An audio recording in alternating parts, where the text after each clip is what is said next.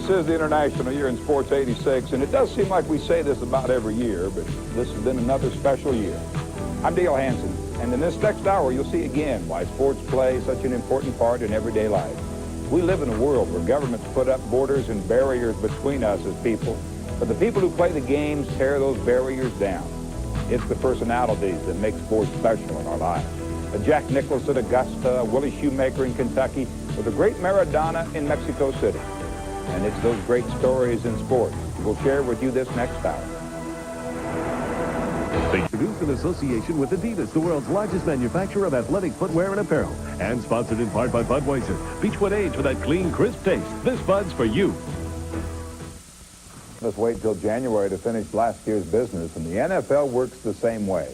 It was January 26th when the Chicago Bears and the New England Patriots met in New Orleans in Super Bowl 20. The Eyes had it. The black and blue eyes the Chicago Bears hammered out in one of the most lopsided championships in NFL history. Rarely has one team so dominated its competition as the Bears did in this game and the season that preceded.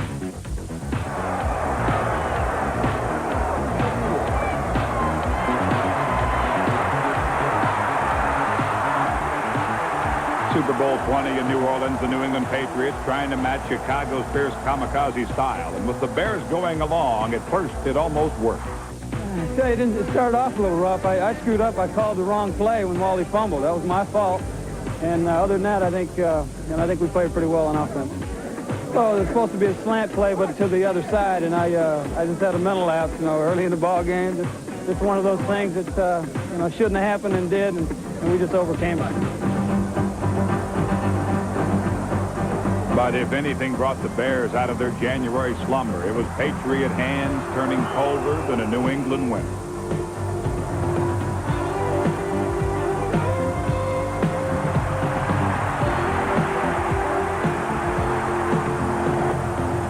For all of their early heroics, the red, white, and blue could only manage an early field goal.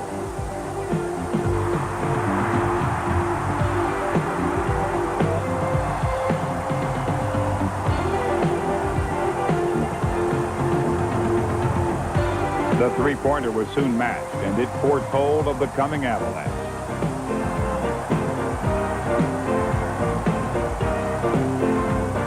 If one word described these Bears, it would be diverse.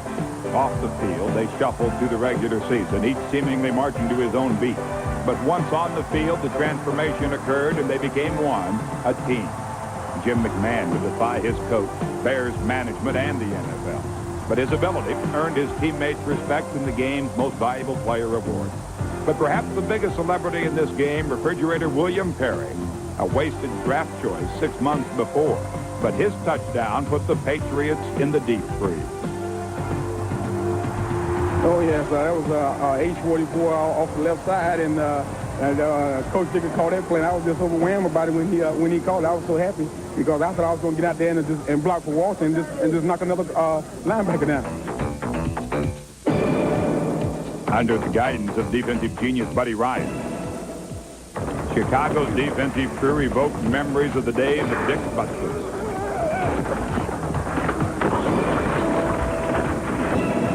Warned during the season for trying to knock quarterbacks not just down, but out.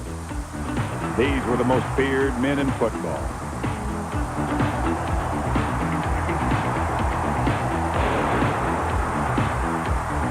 Nothing, it seems, could make a Chicago Bear wince, except the memory of Papa Bear George Halas, the founder of this team and the NFL's winningest coach. Although he died 3 years before his team would reach this championship, the brand of football was definitely his. And it is his legacy that will always be this team's signature.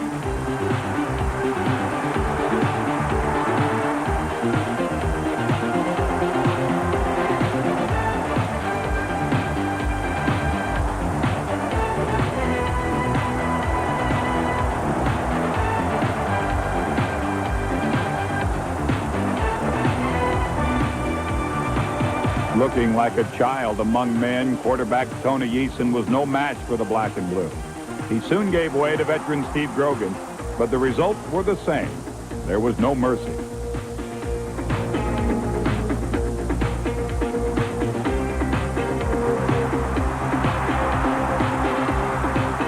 in the end, it was almost a surrender.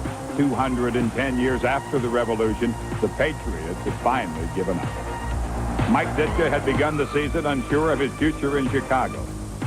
But after a nearly flawless season, there were no questions left to answer. The Chicago Bears, 1986 Super Bowl champions. It's a common practice for those in the United States to call their professional champions world champions. Very few sports can actually claim that title, but one that can is World Cup soccer.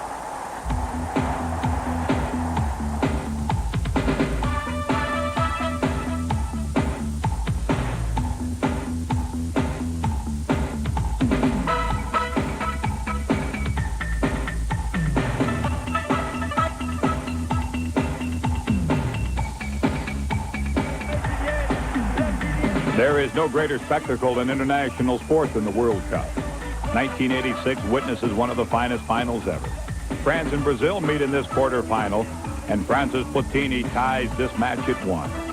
A match plagued with a fierceness that produces more than its share of penalties.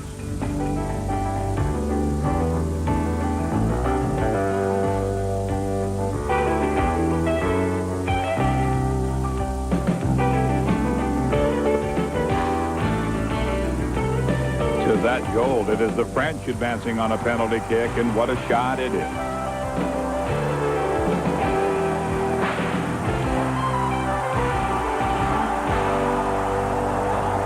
There is perhaps no better or well-known athlete in the world than the great Maradona. And is that goal going to be allowed? Hero and international superstar. He scores 2 goals in this contest that leaves the Mexico City audience gasping. Maradona turns like a little eel and comes away from trouble. Little squat man comes inside Butcher, leaves him for dead. Outside Fennick leaves him for dead and puts the ball away. And that is why Maradona is the greatest player in the world. England is the opponent in this quarterfinal match. But 4 years after the Falkland War, it is the British who are undermanned by Argentina's great weapons. Down 2 goals to none, England is able to get on the scoreboard. But on this day, 1 goal means elimination.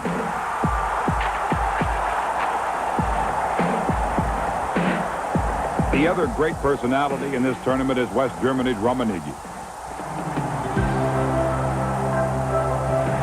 Like Boris Becker, his on-the-field style has the German people cheering again. France has its superstar on grass, too. He is Platini. The true superstars never watch the clock, but this goal is disallowed by a foul, and it is West Germany defeating France to gain entry into the final.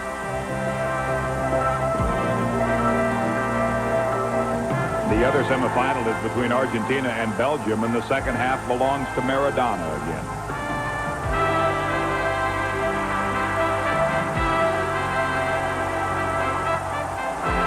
His scoring helped the South Americans reach the finals again. And the final is pure theater. Some will say later that it is one of the best ever played in a World Cup championship. And apparently the only way the West Germans can stop Maradona is to foul.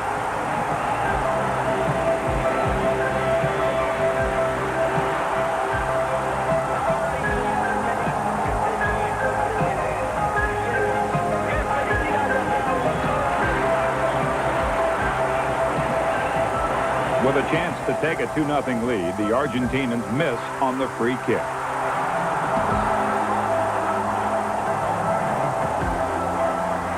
Maradona with the pass to Enrique, and Argentina has a 2-0 lead.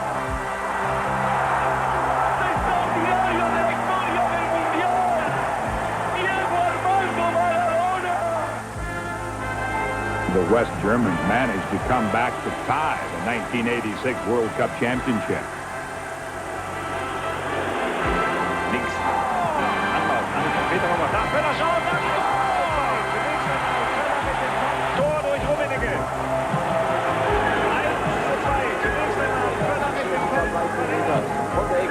Werden auf, diesen Ball abzufangen. Er muss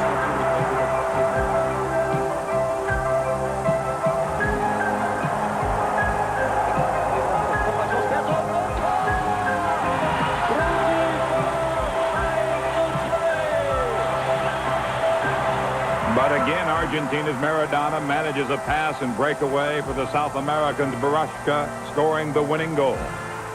And Argentina celebrates another World Cup championship. These great shots have been provided to us exclusively from the soon-to-be-released film of the 1986 World Cup, Hero.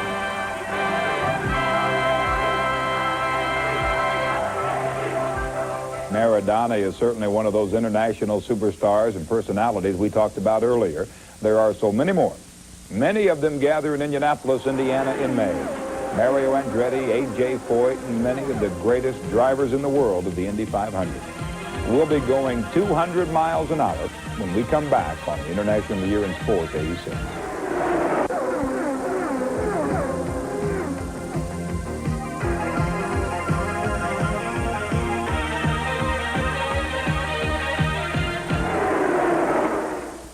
They call it the greatest spectacle in racing, and when it was over, Bobby Rahal would outrace some of the sport's marquee names and win the Indy 500 in record time. Never has anyone gone faster at Indy.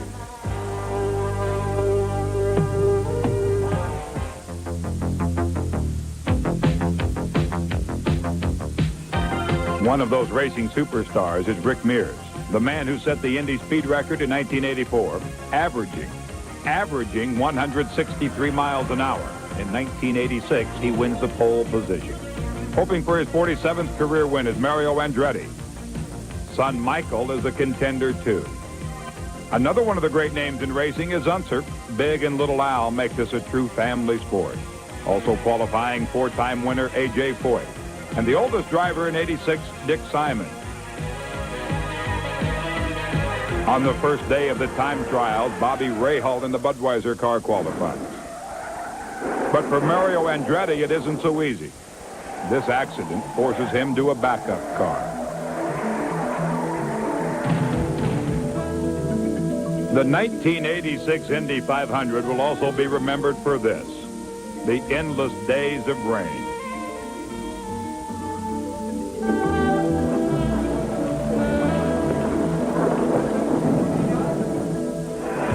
Finally, after a week's delay that seems more like a month for the drivers, it is race day.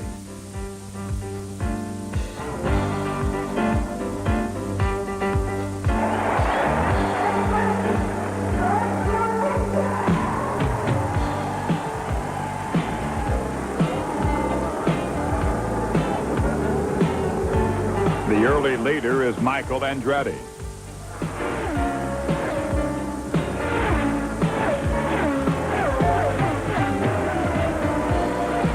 The long wait, but an early departure for Tom Sneven.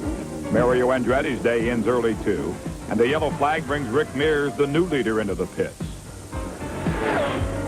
Mears leads the race for 77 laps.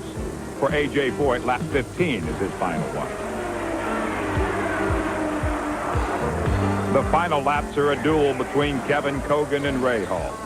Under the caution flag, the drivers behind Cogan fear the race could end this way. But it's a go on lap 197 and a go for a classic finish. Bobby Rahal, driving his March Cosworth, passes Cogan with 2 laps to go, and the finish is the second closest ever. Bobby Rahal wins the 70th running of the Indy 500, averaging 170 miles an hour.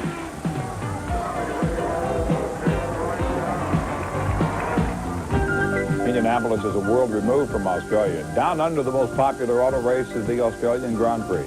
The cars are different for the most part. The people are different, but it's still racing. There is nothing quite like the start of a Grand Prix race. The color, the sound, and the people make it an event even the casual fan will enjoy.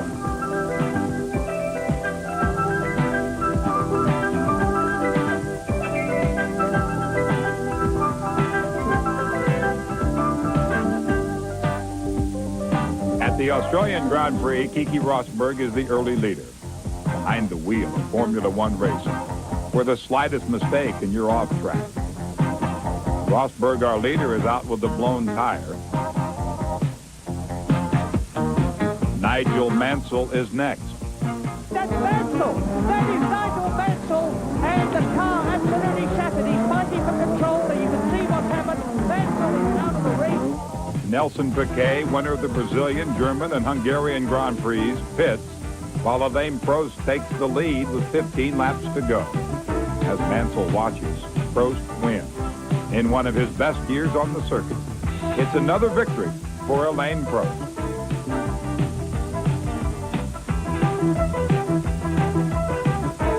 Racing takes on many forms, from the roar of the engines to the solitude of a single man on a bicycle.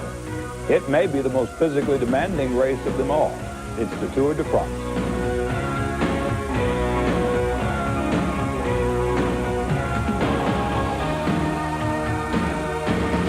The winner is Greg LeMond, the first winner ever from the United States.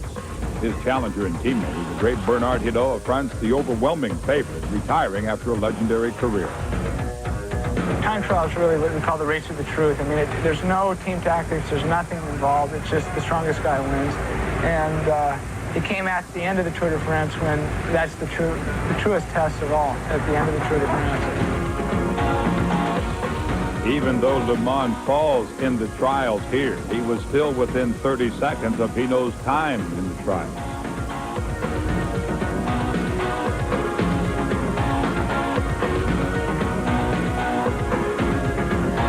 Champs-Élysées in Paris is the finish, the culmination of the world's greatest bicycle race, the Tour de France.